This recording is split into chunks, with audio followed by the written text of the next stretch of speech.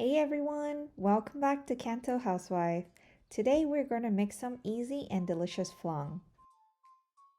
This recipe will yield 2 servings of flan. I used 2 4-inch ramekin, but you can use any container that can smoothly run a knife around it. Today's recipe is very short, basically only has 5 ingredients including the water. First, let's make some caramel sauce. In a small pot, preferably stainless steel or something lighter in color so you can see the color change of the caramel sauce. Add the water and sugar. Turn the heat up to high. Once the mixture started to boil, turn the heat to low. Don't need to mix it once it's boiling. It takes some time for the water to evaporate, so it will remain clear for a little bit. Once you see a light amber color, closely observe the pot. It is because the color will get dark fairly quickly. You can swirl the pot a little bit to see the color on the top. When you see a darker amber color, turn off the fire and add 30 grams of water to the pot. Be careful, the mixture is hot and it will splash up a little bit. You will see this beautiful ambered color caramel sauce once it's done. While it's still warm, pour the caramel sauce in the container and put it aside.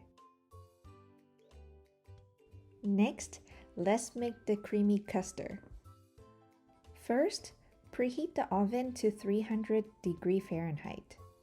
In a pot, add the heavy whipping cream and milk.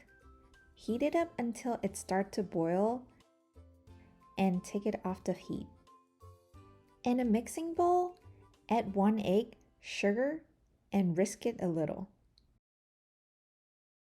Slowly add in the warm milk and cream mixture and whisk them all together. Once the mixture is combined, use a small strainer to remove air bubbles and lumps. You will end up with a smooth mixture like this.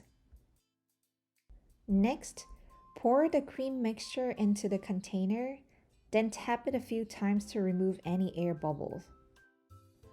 Cover the container with aluminum foil, then put them in a bigger container and fill that container with hot water until the water is about the height of the cream mixture. Put the container in the preheated oven and bake it for 40 minutes at 300 degrees Fahrenheit. Once it's done, take the container out of the oven and let it cool for 20 to 30 minutes on the counter. Put the flan in the fridge for at least an hour before serving it. Now let's look at the result. Run a knife around the edge and flip it on a plate. Once you cut it open, you can see that the flan is very smooth with barely any pores.